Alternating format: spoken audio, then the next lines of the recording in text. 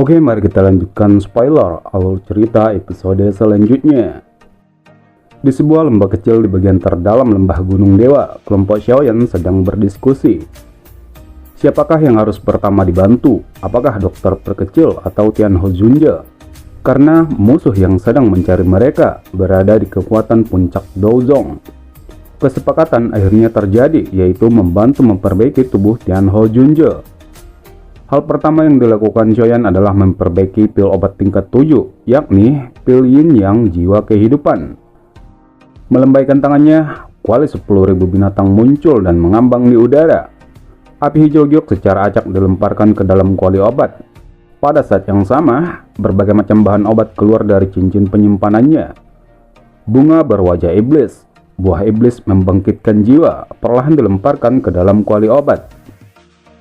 Sementara Xiaoyan sibuk memperbaiki pil obat, di tempat pertarungan mereka sebelumnya dengan naga kalajengking beracun sudah dikerumuni oleh rombongan lembah sungai es. Tetua Se yang kekuatannya berada di puncak Douzong adalah pemimpin kelompok ini. Dia sejenak menyapu pandangannya dan menemukan bahwa tidak ada lagi aura di tempat ini. Itu artinya bahkan penguasa lembah naga kalajengking telah mati. Namun dia masih samar-samar merasakan udara masih memiliki sisa-sisa aura dari naga kalajengking. Ya, karena kelompok Xiaoyan telah mengambil inti monsternya, mereka akan bisa menemukan jejak kelompok Xiaoyan dengan sisa-sisa aura ini. Tetua Se secara acak melambaikan tangannya, mencengkram tongkat ular, dia perlahan berjalan ke utara lembah Gunung Dewa. Aku benar-benar ingin tahu tentang kelompok orang ini. Tidak hanya mereka memiliki nona tubuh beracun, tapi mereka juga datang ke sini untuk membunuh naga kalajengking tanpa alasan. Tidak buruk. 6 hari telah berlalu, Xiaoyan akhirnya berhasil menyempurnakan pil obat Yin Yang Jiwa Kehidupan. Namun, ada fenomena aneh terjadi. Ketika pil obat sudah terbentuk, suara gemuruh petir di langit yang sudah terbentuk. Ketika akan turun dan menyambar pil obat, itu seperti cekungan air yang menyiprat di atas kepala Xiaoyan dan tersebar. Ini, mengapa pil petir menghilang dengan sendirinya? Xiaoyan terkejut saat dia melihat awan gelap di udara. Kakak Xiaoyan, kabut racun dalam lembah Gunung Dewa terlalu padat. Itu menyebabkan petir pil gagal menemukan targetnya dan berakhir dengan berhamburan. Xinlan merenung sejenak sebelum akhirnya berteriak dengan suara keras. Xiaoyan hanya bisa mengangguk ketika dia mendengar ini. Dia diam-diam mengutuk dalam hatinya. Jika petir pil muncul, itu setidaknya bisa menambahkan kekuatan boneka iblis bumi. Melambaikan tangannya, pil obat hitam merah di dalam kuali obat disedot keluar. Karena pil obat telah berhasil disempurnakan, selanjutnya akan menjadi penyempurnaan tubuh. Xiaoyan dengan lembut menghirup napas. Dia secara acak menyimpan kuali obat dan melambaikan tangannya. Segera, mayat yang tertutup es dan mengambang di udara. Mayat Yunsan dari sekte Mystic Cloud. Melambaikan tangannya, gelas Lawful Heart Flame membungkus mayat dan es dingin di mayat dengan cepat meleleh. Tuan Huo, serahkan padaku kekuatan spiritualmu. Mendengar ini, benang kekuatan spiritual Tian Ho Junja segera dipisahkan di antara alisnya. Setelah itu, kekuatan spiritual ini melayang pada Xiaoyan. Xiaoyan meraih kekuatan spiritual dan secara acak melemparkannya ke dalam mayat. Setelah itu, dia melemparkan pil obat Yin Yang Jiwa Kehidupan pada Tian Ho Junja. Konsumsilah, setelah aku memberikan tanda, kamu harus segera masuk ke dalam tubuh ini. Tian Ho Junja mengangguk dengan ekspresi muram. Dia memasukkan pil obat ke dalam mulutnya tanpa ragu-ragu, kegembiraan berkedip di matanya. Xiaoyan dengan cepat mengeluarkan botol batu giok yang berisi esensi darah naga kalajengking dari cincin penyimpanannya. Kemudian melemparkannya pada mayat Yunsan. Ketika cairan darah meresap ke dalam mayat, daging yang awalnya putih pucat secara bertahap diisi dengan kehidupan. Setengah jam telah berlalu, mata tertutup Yunsan tiba-tiba terbuka. Tuan Huo, waktunya masuk. Xiaoyan tiba-tiba berteriak. Sosok ilusi Tian Ho Junja segera bergegas memasuki mayat. Riak hitam merah yang aneh terpancar dari tengah alisnya saat rohnya melakukan kontak dengan mayat. Engahlah. Roh Tian Ho Junja dan mayat tiba-tiba bertabrakan saat riak hitam merah menyebar. Kali ini, tabrakan tidak mengusir rohnya, sebaliknya rohnya perlahan-lahan bergabung ke dalam mayat. Ekspresi Xiaoyan sangat serius saat dia menggelengkan kepalanya. langkah selanjutnya adalah hal yang paling penting. Jika Tian Ho Junje tidak mampu menahan pembakaran api surgawi, kemungkinan tidak hanya tubuh fisik ini yang terbuang, tetapi rohnya juga akan mengalami pukulan fatal. Kalian berdua harus menuju pintu masuk lembah dan berjaga-jaga di sana. Boneka iblis bumi akan membantu kalian. Ingat, jangan izinkan siapapun masuk. Xiaoyan memberi instruksi dengan suara yang dalam. Dokter perkecil dan Qinlan mengangguk. Mereka meraih boneka iblis bumi dan perlahan melangkah mundur. Akhirnya mereka berhenti di pintu masuk lembah. 3 hari telah berlalu semenjak Xiaoyan membakar tubuh mayat Yunsan. Rombongan lembah sungai es akhirnya menemukan mereka dan sudah tiba di pintu masuk lembah, di mana dokter perkecil dan Qinlan menjaga. Tianse yang kekuatannya di puncak Dozong memimpin di depan. Kamu adalah wanita racun menyedihkan? Mengapa hanya kalian berdua? Kelihatannya ada seorang pria muda dan tubuh roh yang memiliki kekuatan besar, bukan? Tianse dengan lembut menusukkan tongkat yang berbentuk ular ke tanah saat dia tertawa. Mintalah mereka berdua untuk keluar. Hari ini, aku tidak akan membiarkan siapapun pergi. Aku khawatir kamu tidak memiliki kemampuan itu. Dokter perkecil dengan dingin tertawa. Kemudian dia menoleh ke arah Qinlan dan berkata, pergilah ke lembah, jagalah Xiaoyan dan Tian Ho Junje. Qinlan ragu sejenak setelah mendengar kata-kata ini, namun dia akhirnya mengangguk. Kalian semua harus menjaga keempat penjuru lembah ini. Jangan izinkan siapapun melarikan diri. Tianse mengangkat tongkatnya saat dia perlahan berjalan ke depan. Matanya melirik dokter perkecil dan boneka iblis bumi. Selain kamu, tidak akan ada orang lain yang hidup di lembah ini. Wajah dokter perkecil sedingin es, matanya menyapu lembah. Tampaknya, penggabungan Tian Ho Junje dengan tubuh fisiknya belum selesai. Aku hanya dapat mencoba yang terbaik untuk menunda waktu. Semoga Xiaoyan dapat meningkatkan kecepatan penggabungan. Dokter perkecil buru-buru menggerakkan doucinya. 2 piton energi ungu segera muncul. Itu mengeluarkan suara mendesis saat mereka menerjang ke arah Tianse. Pada saat yang sama, boneka iblis bumi juga menembak. Tianse tersenyum acuh tak acuh saat melihat boneka iblis bumi memimpin serangan. Mengepalkan tangannya, dinding energi segera terbentuk dan bertabrakan dengan boneka. Peng, boneka iblis segera terbang mundur setelah bertabrakan. Detik berikutnya, tangannya membuat gerakan meraih. Segera, telapak tangan 30 meter muncul di udara, meraih 2 ekor piton energi dokter perkecil. Dengan cubitan kejam, 2 ular piton langsung hancur berkeping-keping. Setelah menghancurkan 2 piton besar, tangan Tianse melambai, dan tapak besar es segera muncul dan menghantam dokter perkecil. Wajah dokter perkecil sedikit berubah ketika dia merasakan udara dingin. Doucinya dengan cepat melonjak keluar dari tubuhnya. Setelah itu berkumpul di atas kepalanya. Peng, tapak es mendarat tanpa halangan apapun, menghancurkan penghalang douci dokter perkecil.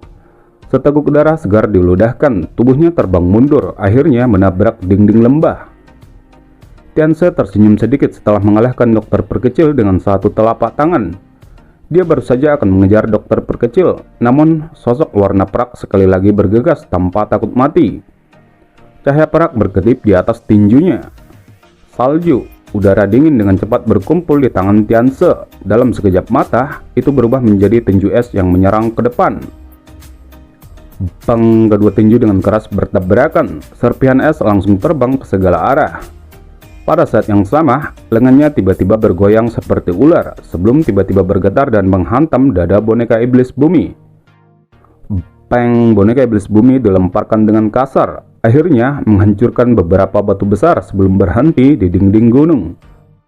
Kalian hanya biasa-biasa saja. Tongkat berbentuk ular di tangan Tianse dengan lembut menekan udara kosong saat dia melirik dokter perkecil yang kalah.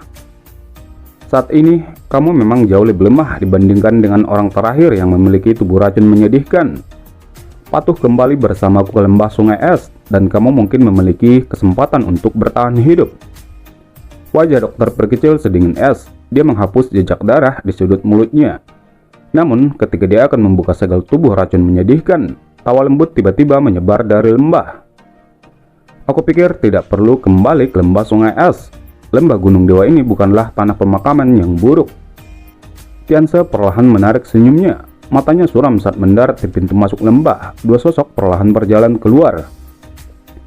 Doujun, sudahkah kamu berhasil? Dokter perkecil melihat Tian Ho Junje di belakang Xiaoyan dan bertanya dengan gembira. Xiaoyan tersenyum sedikit dan mengangguk. Apakah kamu baik-baik saja? Itu hanya beberapa luka ringan, dokter perkecil menjawab secara sembarangan. Xiaoyan meraih tangan dokter perkecil.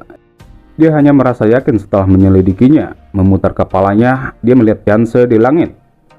Pukulan tetua ini benar-benar berat. Ekspresi Tianse gelap dan serius saat dia melirik Xiaoyan. Setelah itu, dia mendengus dingin, matanya meluncur pada Tian Ho Junje. Munculnya orang ini seharusnya menjadi tubuh roh saat itu. Teman ini, kita dapat memilih untuk tidak mengejar masalah karena kamu telah membunuh tetua dari lembah sungai es. Namun, lembah sungai esku tidak bisa melepaskan orang-orang ini. Kuharap kamu memberi wajah kepada kepala lembah. Aku tidak terbiasa dengan kepala lembahmu. Aku tidak berpikir aku harus memberinya wajah apapun. Tian Ho Junje dengan lembut memutar lengannya. Dia masih merasa sedikit asing setelah bergabung dengan tubuh ini. Kemudian matanya beralih pada Xiaoyan saat kekuatan besarnya perlahan menyebar. Tinggalkan mereka untukku. Xiaoyan sedikit mengangguk. Dia mengangkat dokter perkecil dan perlahan mengambil 2 langkah mundur. Teman ini, apakah kamu benar-benar ingin menjadi musuh dengan lembah sungai esku? Mata Tianse menjadi lebih gelap ketika dingin berteriak. Tian Ho Junje bertindak seolah-olah dia tidak mendengar teriakan dingin Tianse. Bahkan ruang di sekitarnya mulai berfluktuasi lebih intens. Kepadatan melintas di mata Tianse ketika dia melihat Tian Ho Junje mengabaikannya. Semua orang dari lembah sungai es, dengarkan. Bentuk formasi hebat misteri naga. Segera, semua anggota lembah sungai es menyebar dan membentuk formasi yang sangat misterius. Tianse terletak di tengah-tengah formasi. Formasi hebat misteri naga. Pengorbanan darah memanggil penguasa naga. Kuku Tianse memotong ujung jarinya. Darah segar melesat dan segera bergabung menjadi udara dingin yang keruh. Segera, naga es setinggi 300 meter perlahan muncul di langit. Kilau darah dingin berkedip di matanya yang besar. Pergi, Tianse dengan marah berteriak saat dia mengarahkan jarinya pada Tian Ho Junje. Naga es segera mengeluarkan suara gemuruh, melebarkan mulutnya, dan menembak ke arah Tian Ho Junje. Jari Tian Ho Junje dengan lembut memotong ruang di depannya. Celah ruang hitam gelap yang tampak seperti kantong muncul entah dari mana, dan aura naga tersedot ke dalamnya. Detik berikutnya, tangannya menunjuk pada naga yang jauh dan tiba-tiba mengepalkannya. Mencekik ruang. Segera, ruang di sekitar naga es mulai berfluktuasi. Lipatan ruang bahkan bisa terlihat samar-samar. Suara retak segera terdengar. Tubuh naga es dengan paksa terkoyak. Kemudian, itu ditelan ke dalam celah ruang hitam gelap. Naga es segera meraung ke langit setelah tubuhnya pecah. Tubuhnya yang sangat besar membawa ledakan sonik saat menuju ke arah Tian Ho Junje. Tian Ho Junje mengungkapkan senyum kosong. Dia sekali lagi mengepalkan tangannya dan memunculkan lebih banyak celah ruang. Itu membuat tubuh naga es hancur berkeping-keping dan tertelan ke dalam kehampaan. Wajah Tianse dan lainnya segera memerah saat naga es hancur. Mereka mengeluarkan seteguk darah segar pada saat bersamaan. Peng, peng, peng, semua murid-murid lembah sungai es juga terbang mundur, tampak seperti menderita pukulan berat, sementara Tianse dipaksa kembali. Kontrol kekuatan ruang orang ini telah mencapai tingkat yang luar biasa. Tidak mungkin bagiku untuk menangkap mereka sendirian. Aku hanya bisa kembali dan memberitahu kepala lembah. Tianse mengatupkan giginya. Udara dingin yang kuat berkumpul di telapak tangannya. Setelah itu, tinjunya menghantam ruang kosong di belakangnya dan terowongan hitam gelap muncul. Bing Xiao, pergi denganku. Tangan Tianse meraih 3 tetua saat dia memasuki terowongan. Jangan biarkan dia kabur. Xiaoyan buru-buru berteriak ketika terowongan gelap hitam muncul. Tian Ho Junje dengan cepat bereaksi. Telapak tangannya mengarah pada terowongan ruang hitam di kejauhan sebelum dia dengan kejam mengepalkannya. Sebuah riak tak terlihat menyebar dan orang bisa melihat terowongan ruang mulai dengan cepat runtuh. Wajah Tianse tiba-tiba berubah ketika terowongan ruang runtuh. Telapak tangannya menghantam punggung seorang tetua dan mengirimnya terbang. Bang, tubuh tetua segera tertutup oleh dinginnya es, setelah itu meledak dengan keras. Itu membuat kekuatan tak terlihat yang menyebar dari tangan Tian Ho Junje terhambat. Ekspresi Tianse berubah ketika dia melihat bahwa ledakan seorang ahli Doujong tidak mendapatkan banyak efek. Segera, kilatan sengit dengan cepat melintas di matanya, dan dua tetua lainnya akhirnya menjadi korban. Pang, pang, dua ombak besar, es dingin yang telah meletus, mengguncang kekuatan mengganggu yang tak terlihat dari Tian Hou Junje sampai runtuh. Terowongan ruang berputar di wajah Tianse yang berwajah pucat dengan sigap memasukinya. Akhirnya, dia menghilang. Dia melarikan diri. Alis dokter perkecil tegak lurus saat dia dengan lembut berseru. Xiaoyan mengangguk lembut. Dia merasa sedikit menyesal. Akhirnya, dia melirik Tian Hou Junje di udara. Tubuh Tian Hou Junje baru saja mendapatkan tubuh fisik. Dia telah sepenuhnya mengandalkan kekuatan spiritualnya dalam pertarungan tadi. Jika tidak, sepertinya Tianse tidak akan bisa melarikan diri. Tian Hou Junje di udara bergerak dan muncul di samping Xiaoyan. Dia tak berdaya menggelengkan kepalanya. Aku bisa menghancurkan ruang terowongan, namun orang tua itu benar-benar terlalu kejam. Dia melemparkan 3 ahli Doujong seperti bom. Xiaoyan tersenyum dan mengangguk. Selama kita bisa menakut-nakuti orang itu, kita saat ini tidak dapat melawan langsung lembah sungai es. Kita perlu menemukan tempat lebih rahasia dan membantu menyelesaikan masalah tubuh racun dokter perkecil. Tian Hou Junje sedikit mengangguk. Kami akan membiarkanmu memutuskan kemana kita harus pergi. Kamu dapat dianggap telah memberiku kesempatan kedua. Aku akan membalas kebaikanmu. Xiaoyan tersenyum. Dia merenung sejenak. Tempat ini tidak cocok untuk dokter perkecil. Kita harus menemukan tempat yang dipenuhi dengan cahaya yang panas, yang akan mampu menekan tubuh racun menyedihkan. Dipenuhi dengan cahaya dan panas, Tian Hou Junje dan dokter perkecil merenungkan pilihan ini.